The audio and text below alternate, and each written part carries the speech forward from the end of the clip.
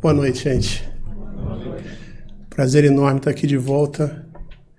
E estava aqui sentado, né? Concentrando um pouquinho antes de começar, e começa a ver a árvore de Natal. E passa aquele filme, né? Que estava aqui há um ano atrás fazendo uma palestra na época de Natal e já estamos no Natal de novo. E quando eu olho para trás mais um pouquinho, eu vejo que, Lívia, tem 3 meses que eu dei minha última palestra aqui. Passou assim num piscar de olhos. É impressionante como é que o tempo está consumindo a gente. E quando eu estava preparando essa palestra aqui de defesa, né, eu falei, mas isso é um tema que todo mundo se preocupa, né? Como é que a gente se defende, como é que a gente se protege?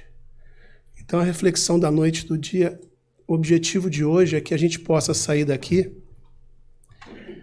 pelo menos entendendo da nossa capacidade de se defender. Se cada um vai fazer, aí depende de cada um, né? Então esse é o objetivo dessa nossa reflexão de hoje. Trazendo aqui essa questão 467 que Kardec nos trouxe. Se pode o homem, a humanidade, eximir-se da influência dos espíritos que procuram arrastá-lo ao mal? Kardec traz de forma afirmativa, pode. Visto que tais espíritos só se apegam ao que pelos seus desejos os chamam ou que pelos seus pensamentos os atraem. Esses outros espíritos são as nossas únicas ameaças? Não. Tem muito. Isso aqui é um pedacinho de defesa, né? Quando ele fala do pensamento, quando ele fala de alguns espíritos que vão arrastar por um caminho não adequado, não porque eles sejam maus. Maus é uma palavra muito forte. Talvez é porque eles ainda não estejam ainda o conhecimento ou esclarecimento que possam trazê-los à bondade, vamos dizer assim. Então isso aqui é só um pedacinho. A defesa é um campo muito maior do que isso. Primeiro nós temos que identificar o que pode ameaçar a gente. Como é que eu posso me defender? De que forma prática eu me defendo? Então o objetivo de hoje é que a gente leve essa reflexão, que realmente entenda como é que a gente possa se proteger. Tá bom? Hoje eu vou trazer especialmente um convidado especial aqui, que me ajudou muito para preparar essa palestra, muito. Porque muitas vezes a imagem, ela fica muito mais fácil na nossa memória do que palavras e fala, né? Música e imagem nos ajudam muito a afirmar os conceitos. Então, esse voluntário aqui, eu gostaria de pedir uma colaboração da plateia. Podemos dar um nome nele? Facilitar, senão eu vou ficar chamando ele de boneco, de coisa. Não é muito educado para um voluntário que se propôs a ajudar a gente aqui hoje. Godofredo? Não teria uma coisa melhor para dar, não? Quando eu estava pensando no nome para ele, eu vou até trazer um assunto aqui. Tem uns 2 anos antes da Covid, eu estava lá no Brasil e estava com o meu cachorro pequenininho. Fui lá passar a festa de final de ano, por acaso 2 anos atrás. E fui levar ele num pet shop para tomar banho. Por ele ser pequenininho, deixaram eu entrar onde dava a área de banho, porque ele estava meio nervoso, aquele negócio todo. E ao entrar lá, eu vi um cachorro, parecia um shih tzu um pouquinho maior, mas estava muito bonito o cachorro, cortado, amparado, cortado assim. Pô, bonito cachorro. Primeira coisa que você pergunta é se é fêmea ou macho, né? Era macho. E qual é o nome dele? E a pessoa falou para mim que o nome dele era Guilherme. Aí Guilherme, é que estava na moda, deve ser coisa do Rio de Janeiro, na moda dar nome de gente para cachorro. Aí quando eu olhei, depois eu voltei a olhar o cachorro, ele parecia um Guilherme. O nome era, desculpa, existe algum Guilherme aqui hoje? Não, né? Por favor. Não, né? Mas era igualzinho, você olhava para cá dele, é Guilherme. E ela foi me falando que já tem outros nomes, deram Renato, Patrícia. Achei impressionante, porque eu nunca tinha escutado o nome de gente tão comum assim em cachorro. Em vez do Godofredo, podemos dar Guilherme? Pode ser? Godofredo é um nome meio forte, né? Guilherme é um pouco melhor. Perguntei antes se tem algum aqui. Bom, então Guilherme aqui vai nos ajudar a gente por imagem, capturar melhor a mensagem dessa noite. Tá bom? Referência, né? Sempre é bom trazer a reflexão, mas com referências para quem quiser aprofundar no estudo. Bom, Guilherme ajudou aqui, temos 5 referências. A primeira, Livro dos Espíritos, como não podia deixar de ser. A gente não pode falar de defesa espiritual sem ter um conhecimento dos fundamentos da doutrina espírita que Kardec brilhantemente condensou, principalmente no Livro dos Espíritos. Temos também aqui Autodescobrimento, trazido por Joana de Ângeles, extremamente importante para a gente se autoconhecer. Como é que a gente vai querer se defender se a gente não se conhece? Esse é um ponto principal. Nós já tivemos aqui, na nossa casa, tivemos uma série de palestras sobre saúde mental e leis morais. Também é importante a gente refletir sobre as leis morais de forma que a gente fique alinhado para poder se defender melhor, alinhado com as leis divinas. E aqui são livros que são livros para estudo, livros mais, vamos dizer, mais técnicos da doutrina espírita, trazidos por André Luiz, nas mãos de Chico Xavier. Esse aqui, Chico Xavier e Valdo Vieira, fizeram a psicografia, cada um capítulo, cidades separadas, fizeram a psicografia desse livro. Não sei se era capítulos pares com Chico, capítulos ímpares com Valdo Vieira, mas eles fizeram a psicografia desse livro simultaneamente, de André Luiz. E a outra, Domínios da Mediunidade, também pelas mãos de Chico Xavier, apenas. Nesse caso não foi Valdo Vieira junto. Então essas 5 referências eu vou mostrando aqui ao longo da nossa apresentação, como é que elas podem ajudar a gente. A gente teve aqui a nossa abertura, tivemos uma oração. Eu vou trazer uma música agora que é praticamente uma oração. Tá? É uma música que, pelo menos toda vez que eu escuto essa música, ela dá um fortalecimento, ela dá um boost no nosso espírito. Ela toca bem fundo no nosso espírito. Eu espero que vocês gostem e que depois a gente faz uma pequena reflexão sobre ela.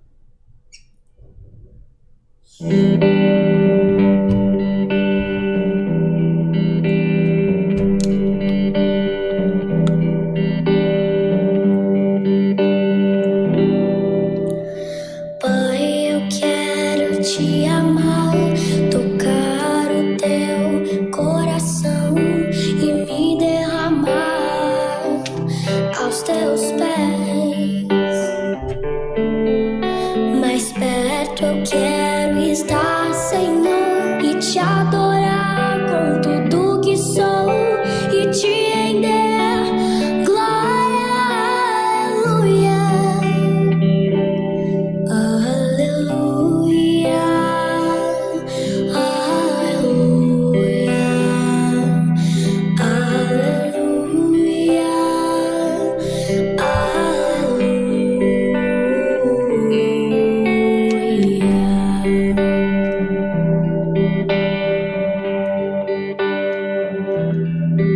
Quando lutas vierem me derrubar, firmado em ti eu estarei, pois tu és meu refúgio, ó Deus. E não importa onde estiver, no vale ou no monte, adorarei a ti, eu canto glória, aleluia, aleluia, aleluia,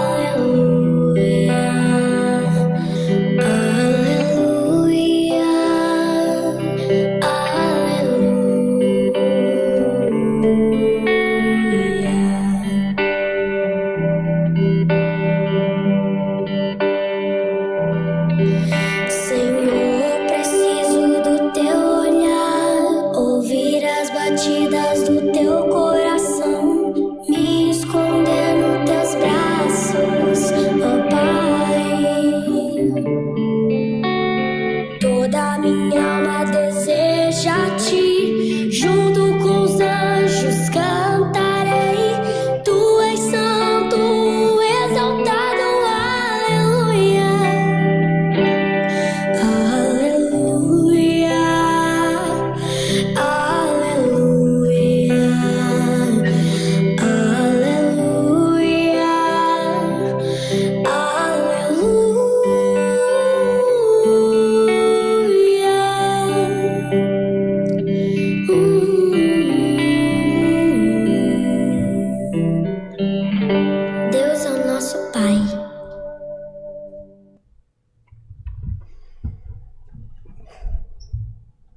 bate fundo, né? Que na hora do sufoco, para quem que a gente corre, né? Quando a gente está assim, achando que não tem defesa, o gol está desguarnecido, a gente corre ali, né? Como ele está falando ali, né? É o meu refúgio, é ali que a gente vai se agarrar, é ali que vai ser a nossa tábua, né? Para a gente não se afogar. Então é sempre bom a gente lembrar disso, que Deus é Pai, essa mensagem do final. Ele é Pai e Ele sabe o que a gente precisa passar. Essa confiança nele tem que ser a nossa primeira linha de defesa. Tá? Se a gente fosse falar qual é a primeira linha de defesa, pergunta para ele. Ele vai te trazer a resposta. Por mais dura que seja, ele vai trazer a resposta. Tá bom? Gostaram? Eu sei que semana passada teve, mas sempre é bom trazer uma música. E essa música, eu não acho que ela seja uma música, eu acho que ela é uma oração, né, que fortalece. Vamos lá, então. Então o Guilherme está totalmente confuso aqui. Ele continua sem saber o que ele está fazendo aqui, não tem a menor ideia. E ele quer saber por que a defesa é importante. Por que a defesa é importante?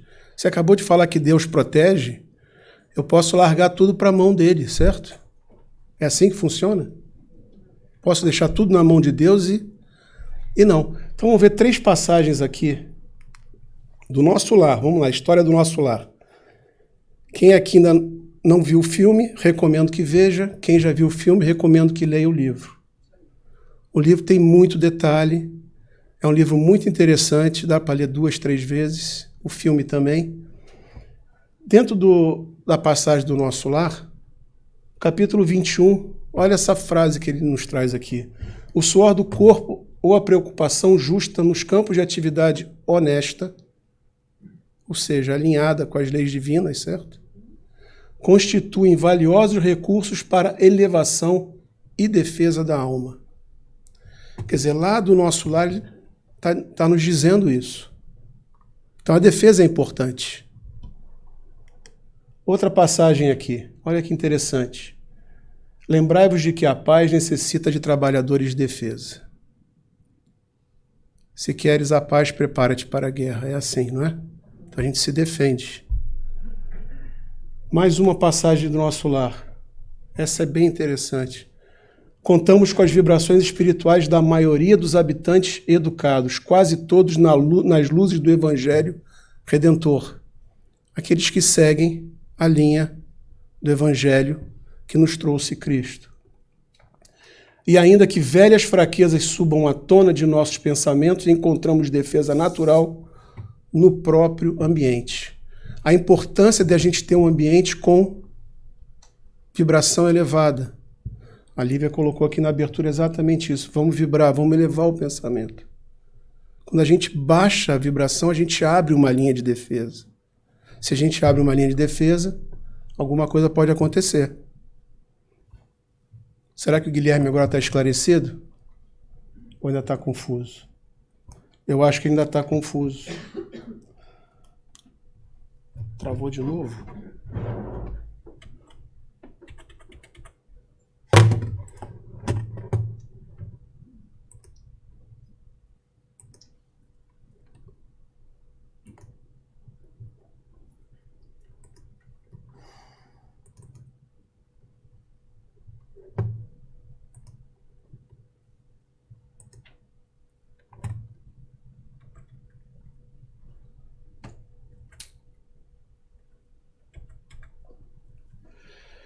Vamos lá. O que é defesa, né? A gente já sabe, podemos dizer o que é defesa? O que é defesa? No futebol nós temos defesa, meio campo e ataque, né? No voleibol nós temos defesa, né? É isso que nós estamos falando aqui. O que é defesa? Quando a gente define defesa. O que eu vou defender? Defesa, ela é composta de 3 aspectos. O primeiro aspecto é o escopo. O escopo é o que eu desejo proteger e o que eu posso proteger, né? Nós temos limitações. Então, quando a gente vê um muro em volta da cidade, nosso lar, quem teve a chance de ver o filme, quem teve a chance de ler o livro, nosso lar tem uma muralha em volta de proteção, com baterias de canhões eletromagnéticos. Dá para imaginar isso no mundo espiritual? Tem lá. Então, porque o escopo de defesa é o que a gente vai defender. O que está para fora da muralha, não posso defender. Então, a primeira coisa é entender o escopo da defesa.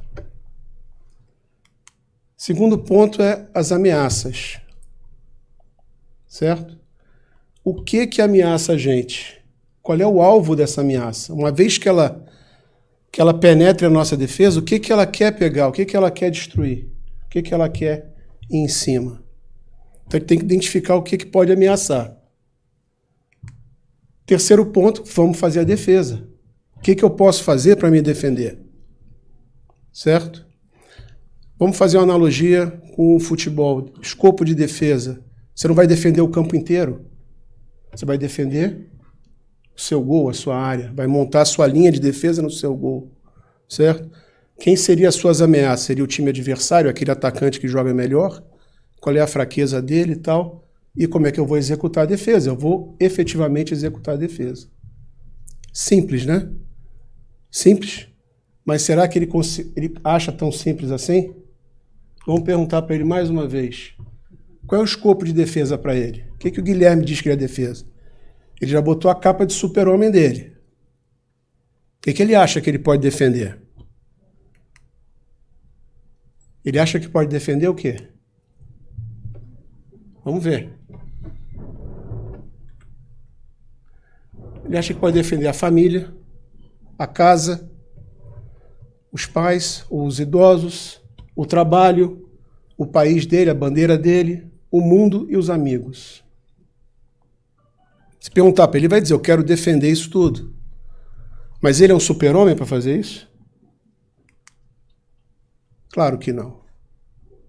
Quem é que está no centro disso aqui? Então, o que ele tem que pensar primeiro? Como é que eu vou me defender? Senão ele não vai conseguir defender ninguém. A gente começa a querer defender todo mundo e não sabe se defender, é o primeiro a ser atacado. No que cair o centro, você já não defende mais ninguém. Fechamos aqui no escopo. Quem é o escopo?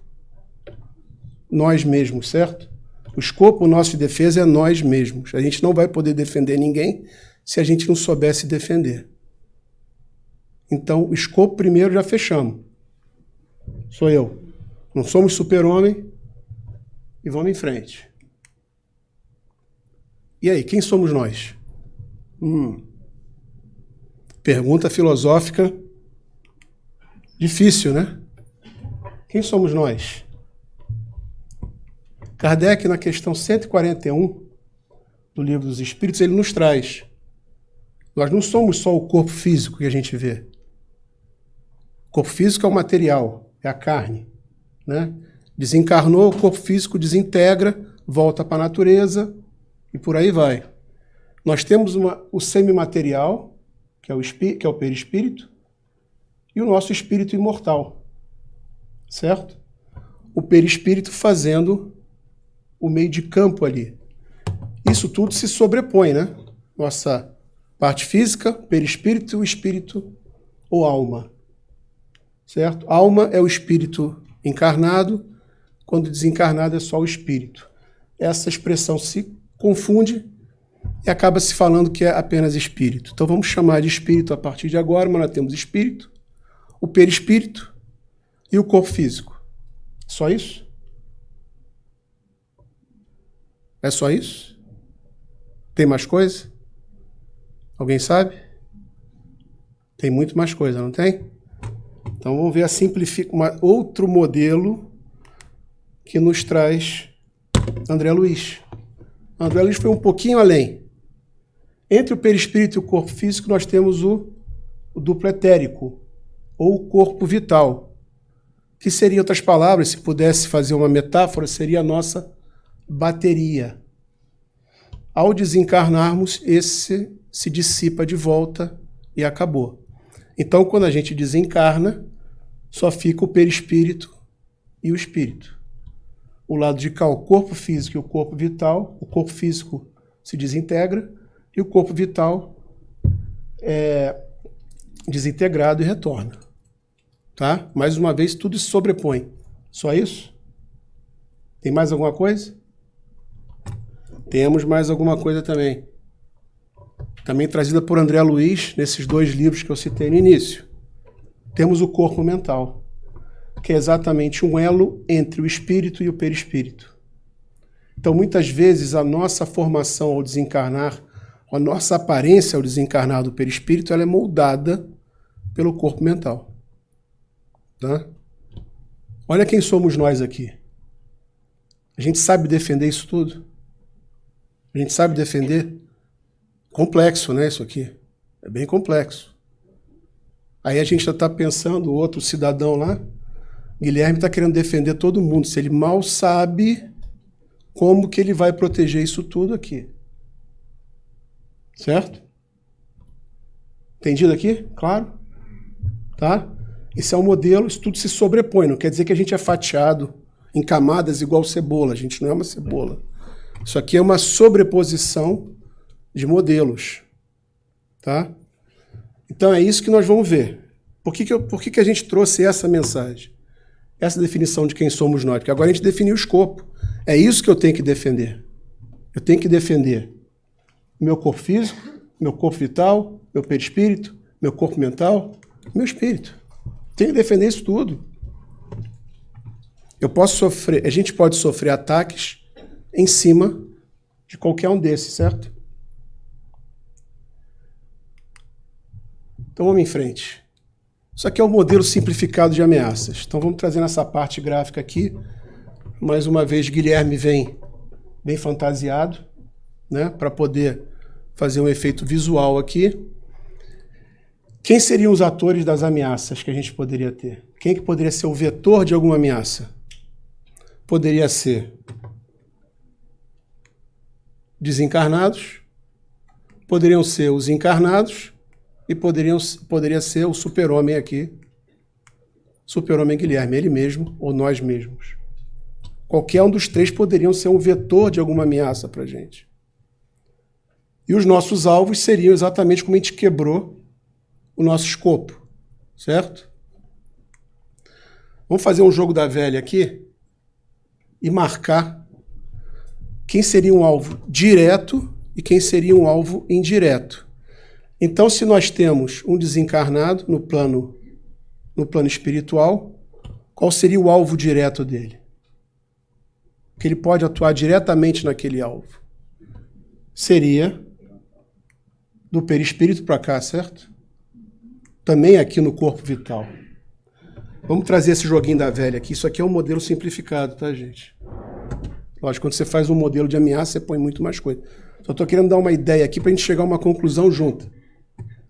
Nesse jogo da velha que está aqui, quem é um alvo direto aqui? O nosso espírito, o nosso corpo mental, o nosso perispírito. Quer dizer, um desencarnado, o alvo direto poderia ser alguma desses 3 pontos nossos. Como também aqui o corpo vital. O encarnado, onde é que ele vai atuar? Ele vai atuar diretamente aqui no nosso corpo vital ou no nosso corpo físico. E nós mesmos? Quem é a principal ameaça aqui? Chegamos à brilhante conclusão. Nós somos adversários de nós mesmos. Certo? Fato? Provado? Tem um general chinês de 500 anos antes de Cristo chamado Sun Tzu. Sun Tzu, ele falava que se você não conhece o adversário e você não conhece a si mesmo, você vai perder tudo, vai perder todas as batalhas. Se você não conhece o adversário, mas conhece a si mesmo, a chance é de igual para igual. Você vai entrar de igual para igual. Se você conhece o adversário e você conhece a si mesmo, vitória certa. Ele falava isso 500 anos antes de Cristo.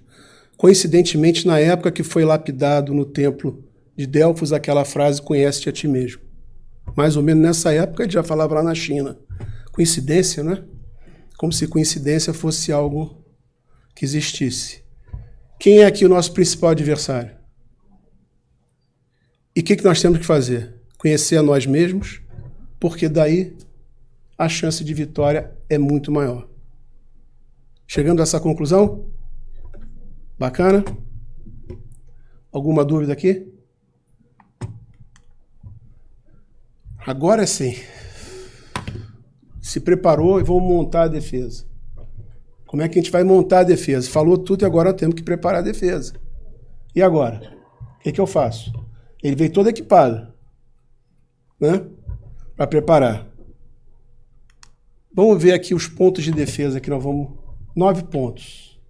Quem quiser pode tirar fotografia, receitinha de bolo. Isso aqui parece uma coisa óbvia, mas a gente acaba esquecendo, né? Então essa receitinha de bolo, 9 pontos aqui interessantes. O primeiro que nós falamos, proceder ao autoconhecimento, né? Se a gente conhece a si mesmo, como eu falei, conhece a si mesmo, a gente está conhecendo o adversário e a nós mesmos. Então, nossa chance é muito maior. Elevar o pensamento. Foi falado aqui já no início. Elevar o pensamento significa o quê? Eleva o tamanho da muralha. Vamos subir a muralha. Vamos bloquear o que vem de fora. Vamos subir. Isso aí, vamos pensar em coisas positivas. Pensamento negativo veio, substituição. Pensa numa coisa boa. A gente tem muito mais coisas boas do que negativas. Pode ter certeza. O nosso balanço é positivo.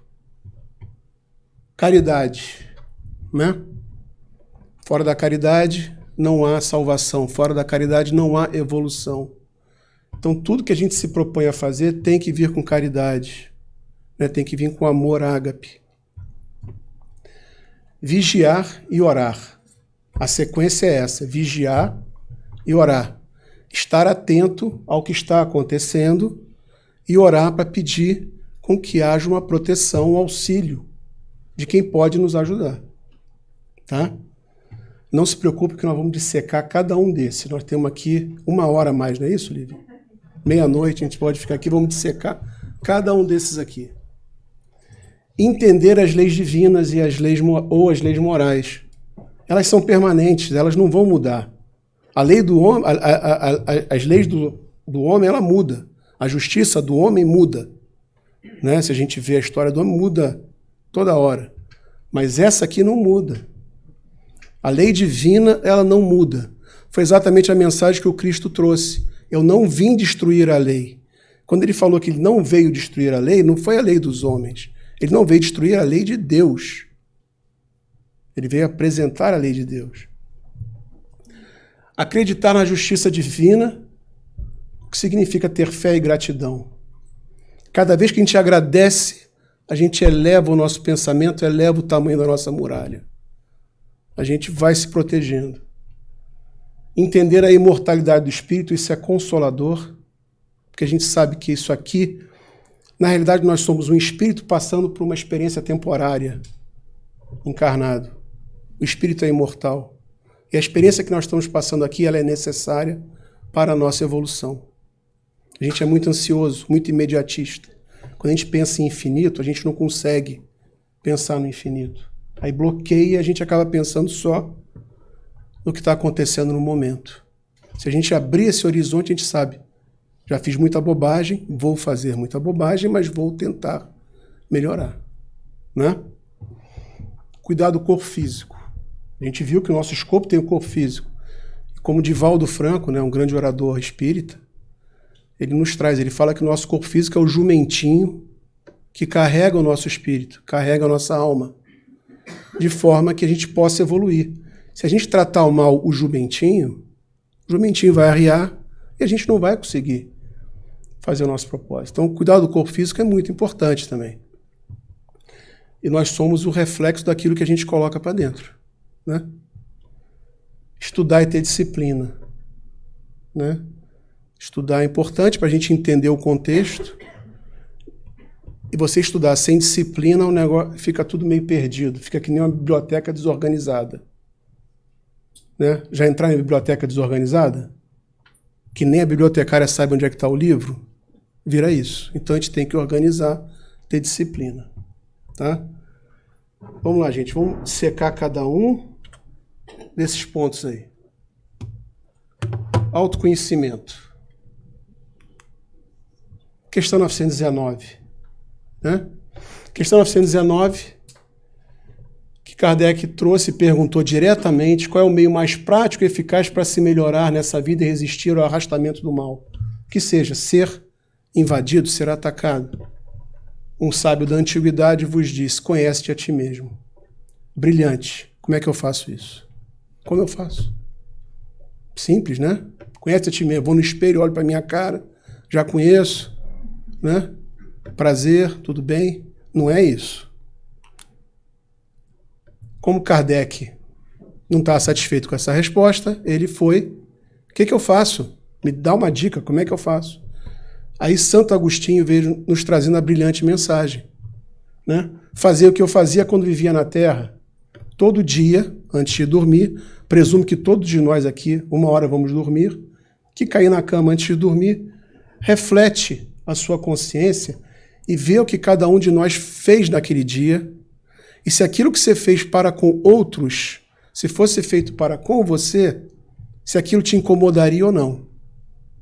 Fazendo esse exercício diário, não é semanal, não é dominical, não é mensal, é diário. Você vai acabar, a gente acaba se autoconhecendo. O que aquilo me chateia? Eu fiz aquilo, eu gritei com uma pessoa. Se aquela pessoa gritasse comigo, eu iria ficar satisfeito? Não, então eu não vou gritar com aquela pessoa. Não vou gritar mais com ninguém. Esse é um exercício diário. E quem disse isso foi Santo Agostinho. Ninguém menos que Santo Agostinho. Tá? O autoconhecimento é básico. E Joana, também no livro Autodescobrimento, para aqueles que quiserem se aprofundar no autodescobrimento, esse é o livro, tá? Para ler, para leitura e estudo. A necessidade de autodescobrimento e uma panorâmica racional é a beleza do Espiritismo. Ele traz a gente, ele pede a gente para pensar. Não é para absorver o que está se falando aqui como uma verdade única. Reflete, pensa, embute isso na alma. Torna-se inadiável. Não é para, semana que vem eu faço, ano que vem, promessa de ano novo, estamos muito perto agora, promessa de ano novo, ano que vem eu começo o meu autoconhecimento. Não, é inadiável. A fim de favorecer a recuperação quando em estado de desequilíbrio, desarmonia, ou crescimento, se você tiver aquele valor latente, aquilo tem que amplificar. É isso que Joana nos traz. Descobriu uma desarmonia, vamos recuperar. E aquilo que é virtude, vamos amplificar. Isso é autoconhecimento. Tá bom? Vamos em frente. Elevação do pensamento. Como a gente já veio falando aqui. Subir a muralha de defesa. Vamos proteger. Pensamento é fonte de boas energias, como também é de energias negativas. Então, por quê? A opção de escolher boa ou negativa é de quem? É nossa. É o livre-arbítrio que vai dizer para a gente: usa uma boa energia, usa uma energia ruim. Então, se isso está no nosso controle, vamos fazer. O que acontece quando a gente pensa de uma forma elevada, pensa de uma forma positiva? O ambiente. A Lívia trouxe isso aqui bem no início. O ambiente aqui é preparado para isso. E a preparação continua durante a palestra pelo pensamento de cada um de nós. Por exemplo, em casa, a mesma coisa. E o pensamento positivo, ele reflete numa fé. O que é fé? Quem aqui não acredita em Deus? Pode falar, quem não acredita em Deus aqui? Todo mundo acredita em Deus. Você acredita em você mesmo? Quem aqui não acredita em você mesmo? Quem não acredita? Mais ou menos? Então, como é que você... Se Deus acredita em você, você acredita em Deus, como é que isso tá, a lógica não bate? Se a gente acredita em Deus, tem que acreditar em nós mesmos. Que nós somos capazes. Isso é fé. Resumidamente, em 2 letrinhas, é fé. Acredito em Deus e acredito em mim. E vou em frente. Ok?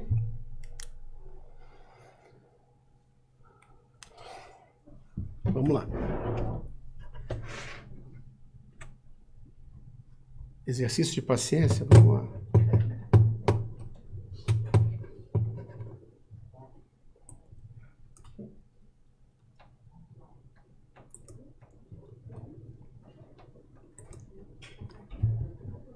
Mas a gente insiste.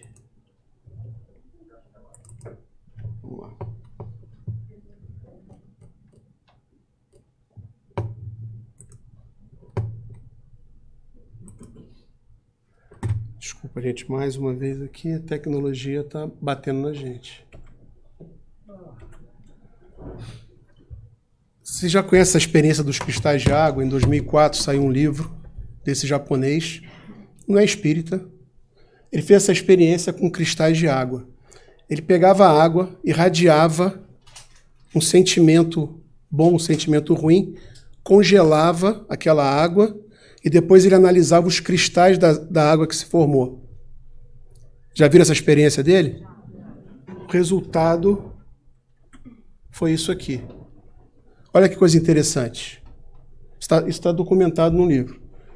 A raiva, olha como é que era feio, não era harmônico. Quando ele fazia de sentimentos de amor para aquela água, olha a beleza do cristal de água congelado. E quando era de gratidão, era outra beleza. Vamos refletir o seguinte: 75% do nosso corpo é água.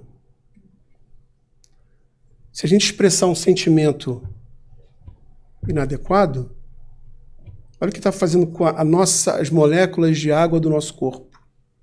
Cria uma desarmonia. Faz sentido? Então, a escolha é nossa. Tá? A escolha é puramente nossa. Vamos em frente. Caridade.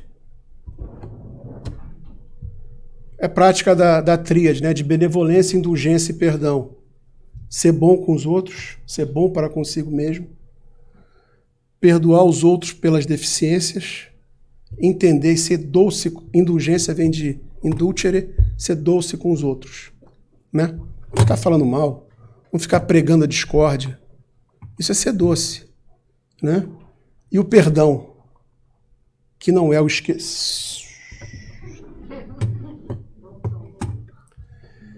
que não é o esquecimento, mas é o entendimento que aquilo que aconteceu, seja com a gente ou seja com o que o outro fez com a gente, que somos espíritos em evolução passíveis de erro. Certo? 70 vezes 7, como disse o Cristo, né? Perdoai 70 vezes 7.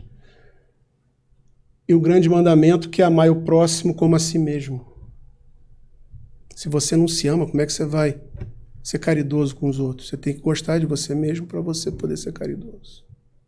Né? E vice-versa. Questão 469. Olha só quantas vezes eu estou repetindo. Nós estamos repetindo aqui o Livro dos Espíritos. Como é que nós podemos neutralizar a influência dos maus espíritos? Questão 469. Essa é uma questão tronco do Livro dos Espíritos. Essa é uma das questões principais do Livro dos Espíritos. Praticando o bem e pondo em Deus toda a vossa confiança, vai repelir a influência dos espíritos inferiores e vai aniquilar o império que desejem ter sobre nós. Quer dizer, se a gente praticar o bem, a gente, como eu falei, está elevando o nosso muro de defesa. Elevando o nosso muro de defesa, a gente vai bloquear uma influência que seja negativa. Faz sentido? Oração. A gente falou vigiai e orai, certo? Vigiai e orai. Está em Mateus. Isso é uma passagem da Bíblia. Que a gente tem que estar atento às situações, como eu disse, e temos que orar de alguma forma. Orar é uma forma de comunicação direta que a gente tem. É um celular que está na nossa cabeça de comunicação direta com os nossos mentores espirituais, que tem uma ligação com espíritos mais elevados e por aí vai. Então, se a gente tem essa capacidade, por que a gente não usa? É puramente por falta de prática. Né? Orar não é repetir palavras, é conversar com o seu mentor. Pedir esclarecimento, não é pedir resultado de loteria. É pedir exatamente força, paciência, né, que me mantenha na luta. A prática regular do Evangelho no lar. Disciplina, né? É aquela disciplina que, quando a gente pergunta, costuma fazer o Evangelho no lar, se a pessoa fala, às vezes, a gente já sabe que não faz. Porque não tem às vezes, não tem o meio termo, ou faz ou não faz. O Evangelho no Lar, ele é uma oração junto com uma energização do ambiente que você passa a maior parte da sua vida, que é a sua casa. Certo? Pelo menos 8 horas dormindo vai se passar lá. Aquilo vai proteger, aquilo vira um ponto de luz para a espiritualidade. Então, espíritos elevados que estão em missão aqui na crosta, eles veem aquele ponto de luz como um ponto para refazimento das energias deles também. Tá? Vários livros espíritas nos trazem essa informação. E é uma coisa que a gente pode fazer, só depende da gente, só depende da disciplina. Marca uma hora que você é capaz de fazer. Quem quiser saber como fazer o Evangelho no Lar, nós temos um papelzinho do lado da entrada ali que explica em inglês. E temos um grupo de pessoas que ajuda nesse sentido. Nossa Casa Espírita tem um grupo que ajuda. Quem tiver dificuldade, como fazer, como implementar. Mas é disciplina. Tá? Então, o Evangelho no Lar é uma outra prática de defesa. Sem dúvida. Muito forte. E na questão 469, como eu falei, a questão tronco no Livro dos Espíritos, Jesus, na oração dominical, ensinou o que a gente a fazer? A orar. Não nos deixe cair em tentação. Livrai-nos do mal. Então, com isso, nós estamos pedindo a proteção. Nós estamos pedindo defesa. Me ajuda a me defender.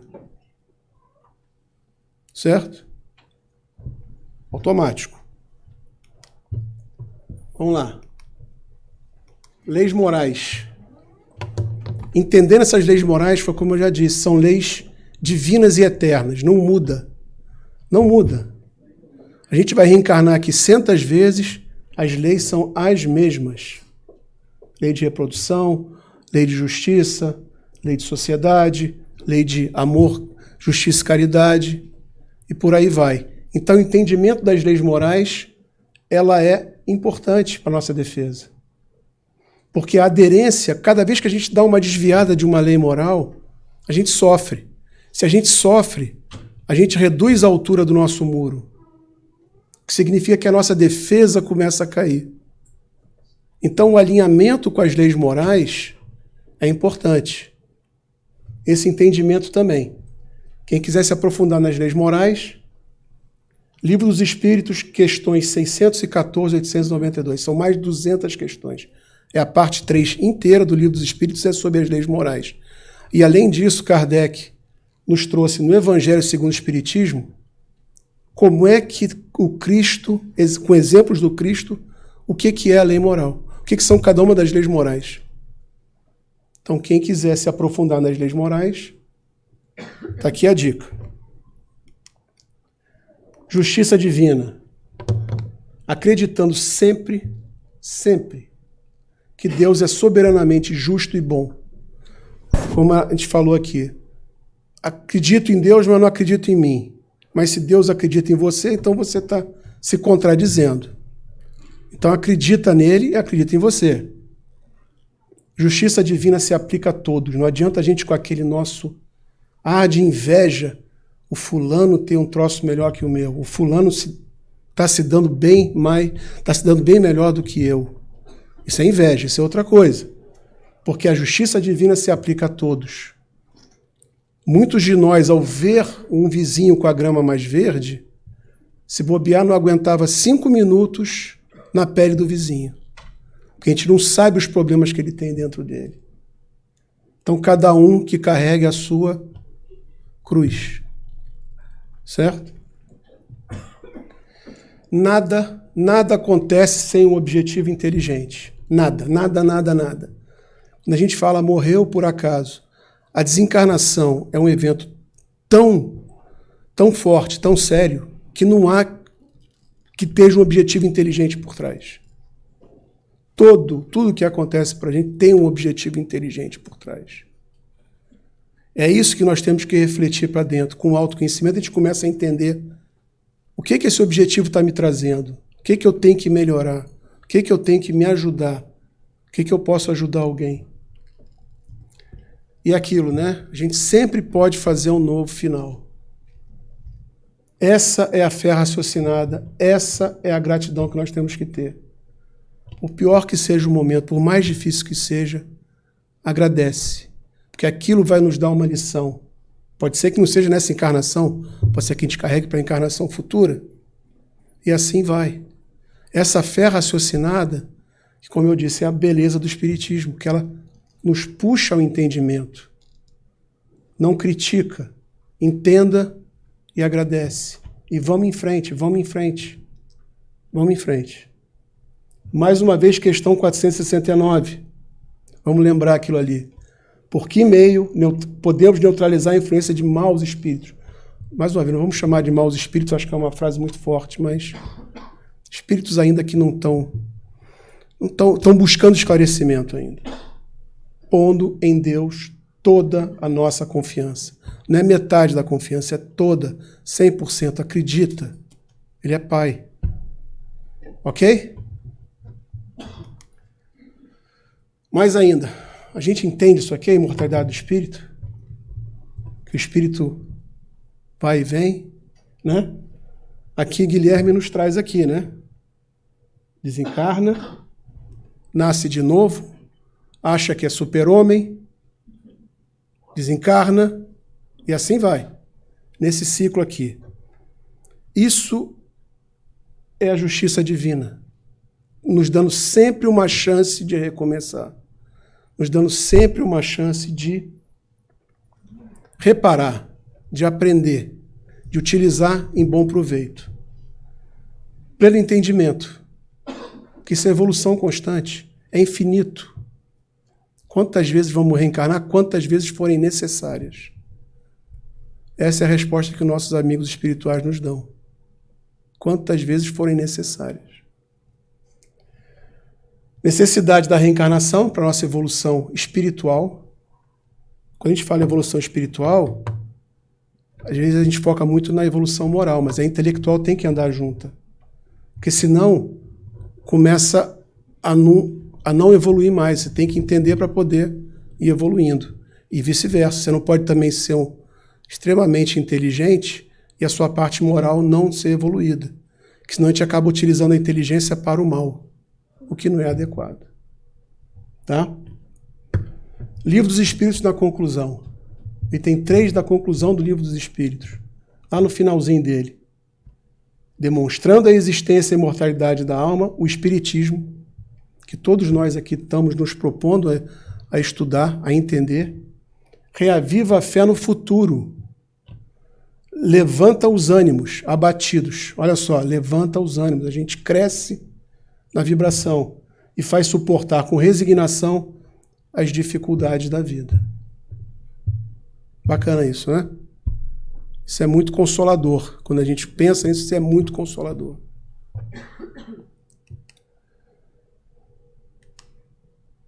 Vamos lá. Cuidados com o corpo físico. Como a gente vai falar, nosso jumentinho, que a gente está carregando o nosso espírito, que é imortal. O nosso corpo físico é emprestado por Deus. Eu não gosto muito daquela frase, meu corpo, minhas regras, porque o corpo não é nosso, ele foi emprestado para a gente. Tanto é que a gente desencarna e devolve. Ele é um empréstimo. Certo? E cabe a gente cuidar bem. Imagine se a gente recebe uma pessoa querida, nos empresta uma casa. Certo? Para a gente ficar morando um tempo lá sem cobrar nada. E a gente começa a judiar da casa. Tá certo isso? Não. Então, Deus nos deu um corpo para a gente exatamente, vamos lá. Vamos evoluir, vamos aprender. E a gente, às vezes, acaba esquecendo que tem que cuidar do corpo. Cuidar do corpo, acho que aqui é chovendo molhado, a gente já está cansado de escutar, né? Cuidar da vitalidade, né? Exercício, alimentação adequada. E Juvenalis nos trouxe século II depois de Cristo, olha só. Mens sana in corpore sano. Na realidade, a frase inteira, nós devemos orar para ter uma mente sana, uma mente sã em corpo são. Só que por causa de Olimpíada, tiraram só essa frase. Mas ele já falava dele. Precisamos orar para ter sempre uma mente sã e um corpo são. Simples, né? Por fim, complicado, né? Disciplina. Emmanuel falou para Chico, quando Emmanuel chamou ele para a missão que ele teve de escrever, psicografar vários livros, Emmanuel pediu para ele disciplina, disciplina e disciplina. Porque sem disciplina não se vai chegar. A gente pensa que não, mas disciplina é um carro desgovernado. Se a gente está sem disciplina, é igual um carro desgovernado. Você não sabe onde é que vai parar. Sem disciplina, a gente não sabe onde é que vai parar. Né? Então, disciplina é uma coisa. A fé raciocinada que o estudo nos traz. Quando a gente tem uma fé raciocinada, o estudo vai chamando, é impressionante. A gente, quanto mais estuda, a gente vai... Puxa, que interessante. Agora, com a pandemia, tivemos a oportunidade de ver lives, né? Cada live que eu via era uma referência nova que dava. E aquela referência, poxa, eu vou pesquisar. E você começa... Quando você vê, só não pode virar uma biblioteca desorganizada. Por isso, a disciplina vem ajudar. Tá? Desenvolvimento intelectual tem que vir sempre acompanhado do desenvolvimento moral. Porque senão a gente vai cair em tentação e usar aquela inteligência para uma atividade não adequada. Certo? São a famosa inteligência do mal. Ok, aqui, gente. Guilherme nos ajudou a construir isso aqui. Esses 9 pontos aqui, quem ainda não tirou fotografia, quiser tirar, quiser decorar, rabiscar, é o tempo. O que tem em comum aqui?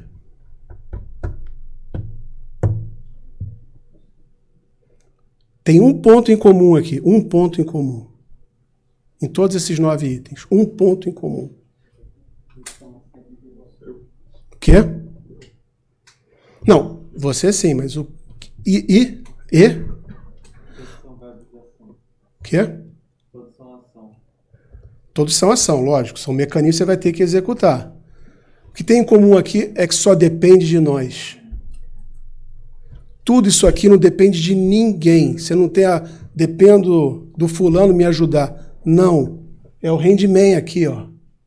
É o faz tudo. Tudo isso aqui só depende de nós. Nada depende dos outros. Se só depende de nós, o que nós estamos esperando? Né? Só depende de nós para executar. Mais ninguém. Certo? E isso é confirmado... Resolveu travar agora. Tá. Olha só. Pão Nosso, capítulo 150. Emmanuel, pelas mãos de Chico Xavier. Conservemos, pois, a luz da consolação, a bênção do concurso fraterno, a confiança em nossos maiores e a certeza na proteção deles. Contudo, não olvidemos o dever natural de seguir para o alto, utilizando os próprios pés. O que está dizendo aqui? Só depende de nós. Eles vão nos ajudar, mas só depende de nós. Tá bom? Opa! Guilherme está lembrando um troço aqui. Peraí. Já ia passar batido. Livro Espírito da Verdade. Eu vou ler aqui rapidamente uma passagem do livro Espírito da Verdade que fala sobre tranquilidade. Certo? Tranquilidade, tudo aquilo que a gente faz quando a gente está se sentindo na defesa, quando está se sentindo bem fortalecido na defesa, a gente se sente tranquilo. O que é tranquilidade? Capítulo 37 do Espírito da Verdade. Comece o dia na luz da oração. O amor de Deus nunca falha. Aceite qualquer dificuldade sem discutir. Hoje é o tempo de fazer o melhor. Trabalhe com alegria. O preguiçoso, mesmo quando se mostra num pedestal de ouro maciço, é um cadáver que pensa. Faça o bem quanto possa. Cada criatura transita entre as próprias criações. Valorize os minutos. Tudo volta, com exceção da hora perdida. Se você não acredita na disciplina, observe um carro sem freio. Estime a simplicidade. O luxo é o mausoléu dos que se avizinham da morte. Perdoe sem condições. Irritar-se é o melhor processo de perder.